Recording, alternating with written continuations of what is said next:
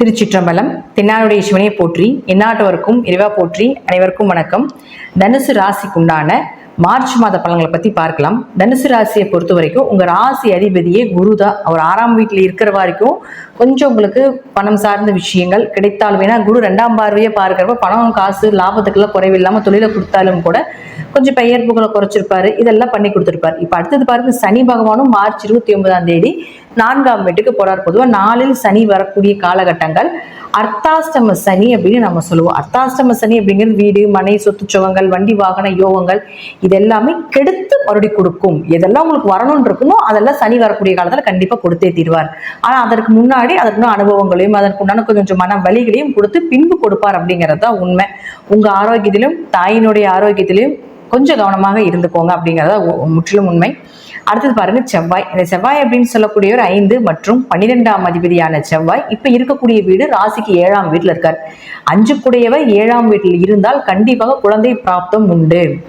நல்ல திருமண வரன் அமைந்து வருவது, எதிர்பார்த்த வரன்கள் தேடி வர்றதுக்கு உண்டான வாய்ப்புகள் இதெல்லாமே ஏற்படுத்தி கொடுத்துருவார். 5, 7 குலதெய்வத்தினுடைய அனுகிரகம் நல்லா இருக்கும். மேக்சிமம் இந்த காலகட்டங்கள்ல மேரேஜ் செய்யறவங்கலாம் பார்த்துட்டீங்கன்னா குலதெய்வ கோயில செய்வாங்க. இது போல அமைப்பெல்லாம் கொடுத்துரும். அதே போல 12ஆம் அதிபதி 7ல இருக்கிறதுனால வெளியூர் வெளிநாடு பயணங்கள், கணவர் மனைவி விட்டு வெளியே எங்காவது போலான் இருக்கீங்க, அல்லது வெளிநாட்டில் ஏதாவது வேலைக்காக ட்ரை பண்ணிட்டு இருக்கீங்க, இப்படிலாம் இருந்தாலும் இந்த மாதத்தை பயன்படுத்தி கொள்ளுங்கள். அது உங்களுக்கு சிறப்பாக இருக்கக்கூடிய அமைப்பை கொடுக்கும். ஏன்னா 12-7 தொடர்பு ஏற்பட்டால் கொஞ்சம் பயணங்கள் அதிகமா இருக்கும். கணவன் மனைவிக்கு கொஞ்சம் சிறு சிறு விரிசல்கள் வரும் அப்படிங்கிற அமைப்பும் கொடுக்குது. ஏன்னா 12ஆம் இடங்கிறது அந்யூன்யம்னு சொல்றோம்.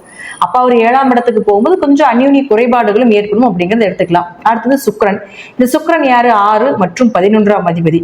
இந்த 6ஆம் அதிபதியான சுக்கிரன் கடந்த காலத்துல பார்த்துட்டீங்கன்னா உங்களுக்கு தனுசு ராசிக்கு 4ஆம் வீட்டுல மனம் செயல் அப்படின்னு சொல்லக்கூடிய 4ஆம் வீட்டுல இருந்து கொஞ்சம் மனசுல அலைபாஞ்சிட்டு இருக்கிறது, ஒரு நல்ல சந்தோஷமான ஒரு நிகழ்ச்சி, வீடு மனை சொத்து சுகங்கள் வாங்கினது இதெல்லாம் ஏதாவது கொடுத்துட்டு இருந்தாலும் கூட இப்ப அவர் வக்ரம் ஆகிறார்.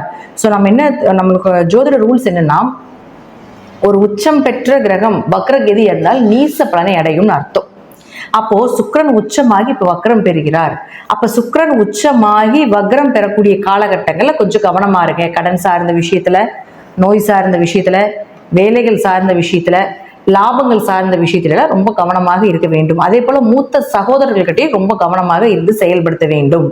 ஏன் அப்படின்னு பார்த்துட்டீங்கன்னா, ஒரு கிரகம் நீசம் பெறும்பொழுது அதனுடைய தன்மைகளை இழக்கும், அதனுடைய ஒளிகளை இழக்கும். அந்த இடத்துல பெயர் புகழ் இருக்காது, அந்த இடத்துல உங்களுக்கு உண்டான விஷயங்கள் நடக்காது அப்படிங்கிறது அமைப்பு. அப்ப சுக்கிரனுக்கு உண்டான விஷயங்கள் எல்லாமே இதுதான். இப்ப நான் சொன்னதா கடன், நோய், வழக்கு, வேலையில பிரச்சனை, லாபங்கள் அதிகமா வராம இருக்குது, இதெல்லாம் தான் சுக்கிரன் உங்க ஜாதகத்துல அந்த பொறுப்பு வாங்கியிருக்காரு. அப்போ அதெல்லாமே குறையறதுக்கு உண்டான வாய்ப்புகளை தான் கொடுப்பார். அப்ப ராகுவோட சேர்ந்து காம்பினேஷன் ஆகும் பொழுது இயற்கையாக நம்ம முதலே சொல்லி இப்ப சுக்கிரன் ராகு சேர்க்க இது ஒரு பெண் சாபத்தை கொடுக்கக்கூடியது. ஆண்களாக இருந்தாலும் பெண்கள்கிட்டையும், பெண்களாக இருந்தாலும் ஆண்கள்கிட்டையும் கொஞ்சம் கவனமாக இருந்து செயல்படுத்திக்கோங்க அப்படிங்கிறத நம்ம சொல்லியிருப்போம். அதே போல பாருங்க, அடுத்தது புதன். இந்த புதன் யாரு? உங்களுடைய ஜாதகத்துக்கு 7 மற்றும் 10ஆம் அதிபதி. உங்களுடைய திருமண வாழ்க்கை, உங்களுடைய கணவர் மனைவி, அதே போல தொழில் இதெல்லாமே புதன் தான் கொடுக்க போறார். அப்ப அந்த புதனும் பாருங்க 4ஆம் இடத்துல நீசமாயிட்டு இருந்தார். இப்போ 15ஆம் தேதிக்கு மேல வக்ரம் ஆகிறார். சோ புதன் அப்படின்னு சொல்லக்கூடியவர் நீசமாகி, ஒரு நீசம் பெற்ற கிரகம் வக்ரமால் உச்சமாகும். அப்ப 15ஆம் தேதிக்கு மேல தொழில், திருமணம், எதிர்பார்த்த வரன் கிடைப்பது இதெல்லாம் உங்க ஜாதகத்துல புதன் வக்ரமாக இருந்தால் கண்டிப்பாக நடந்தே தீரும். பொதுவாகவே நடக்கும். அல்லது உங்க ஜாதகத்துல வக்ரமாக இருந்தாலும் இன்னும் நான் சொல்றதை விட நல்ல பலன்கள் எல்லாமே வரும். தொழில் வளர்ச்சி, தொழில் ரீதியாக புதிய புதிய கிளைகள் அமைச்சுக் கொள்வது, தொழில் ரீதியாக புதிய நபர்களுடைய சப்போர்ட் கிடைப்பது, நல்ல வரன் அமைஞ்சு வர்றது, எதிர்பார்த்த வரன், திருமண வாழ்க்கை சிறப்பா இருக்கிறது, கணவன் மனைவிக்குள்ள நல்ல சந்தோஷ பிரியங்களாக இருப்பது, குடும்ப தேவைகளை பூர்த்தி பண்றது, இது எல்லாமே புதன் உங்க ஜாதகத்துல வக்ரமாக இருந்து 15ஆம் தேதிக்கு மேல நடப்பதற்குண்டான அமைப்பு. வக்ரமா இல்லையா இருந்தாலும் ஓரளவுக்கு நடப்பதற்குண்டான வாய்ப்பை நிச்சயமாக ஏற்படுத்தி கொடுப்பார் அப்படிங்கிறத முற்றிலும் உண்மை. அடுத்தது சூரியன். இந்த சூரியன் அப்படின்னு சொல்லக்கூடிய 9ஆம் அதிபதி. அவர் 3ஆம் வீட்டுல இருந்தார். 14ஆம் தேதிக்கு மேல 4க்கு வரப்போகிறார்.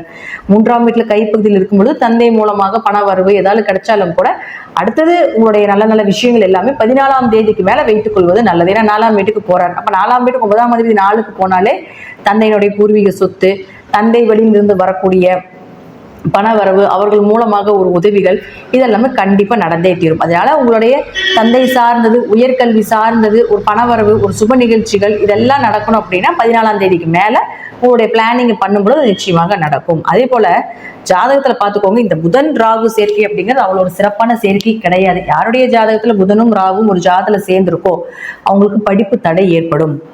படித்தாலும் படிப்புக்குண்டான வேலை கிடைக்காது, அப்படியே கிடைத்தாலும் அதற்கு உண்டான ஒரு நல்ல வருமானம் இருப்பதற்கு வாய்ப்பு ரொம்ப குறைவு. இதுதான் புதன் ராகு சேர்க்கை.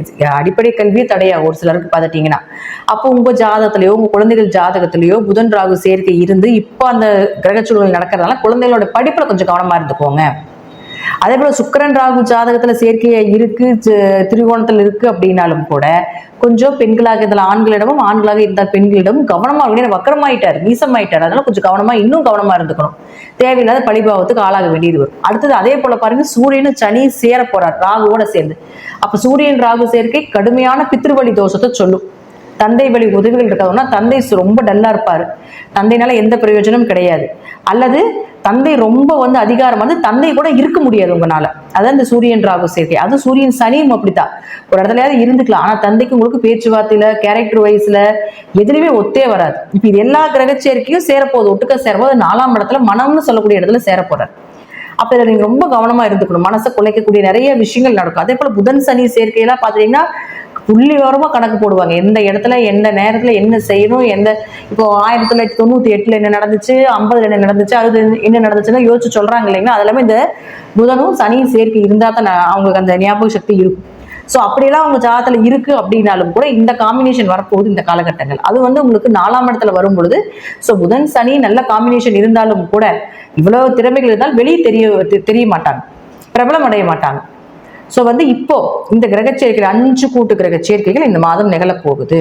ஸோ எல்லாருமே கொஞ்சம் கவனமா இருந்துக்கும். அது தனுசு ராசியை பொறுத்த வரைக்கும் பார்த்தீங்கன்னா மனம் சார்ந்த விஷயத்துல, ஆரோக்கியம் சார்ந்த விஷயத்துல, உடல் சார்ந்த விஷயத்துல, தாயினுடைய ஆரோக்கியம் சார்ந்த விஷயத்துல, வீடோ சொத்துக்களோ ஏதாவது விற்கிறது குடிக்கிறது இது எல்லாமே கொஞ்சம் கவனமா இருக்கணும். ஏன்னா ராகுங்கிறது திருட்டுத்தனம்னு சொல்றோம். அப்ப ராகு ஏமாற்று குணம் உண்டுன்னு சொல்லுவோம். அப்ப சனி ராகு சேர்க்கை இருக்குது அப்படின்னா தொழில மேல உச்சத்துல போய் கீழே இறங்கி விட்டுரும், நல்ல ஆசையை காட்டி ஒண்ணுமேலேன்னு காட்டிட்டு போயிடும். அப்ப இதெல்லாமே உங்க ஜாதகத்துல இருக்கு, இந்த காம்பினேஷன் இருந்ததுன்னா எந்த விஷயம் பண்ணீங்களோ கொஞ்சம் கவனமா பண்ணுங்க அப்படிங்கிறதா நான் இப்போ இந்த வீடியோ மூலம் உங்களுக்கு நான் சொல்லிக்கிறேன். ஸோ தனுசு ராசியை பொறுத்த வரைக்கும் பார்த்தீங்கன்னா இந்த மாதம் இது சார்ந்த 4ஆம் இடத்தை சார்ந்த விஷயத்த நான் சொல்லியிருக்கேன், அதில் மட்டும் கவனமா இருங்க. மற்றபடி திருமணம், தொழில் ரீதியான ஒரு வளர்ச்சி, பணவரவு இதெல்லாம் குறைவில்லாமல் இருக்கும் அப்படிங்கிறதுல மாற்றம் கிடையாது. நன்றி. நீங்கள் ஒரு நல்ல பதிவில் சந்திக்கலாம். திருச்சிற்றம்பலம், தில்லையம்பலம், ஸ்ரீ நரசிம்ம திருவிழி சரணம்.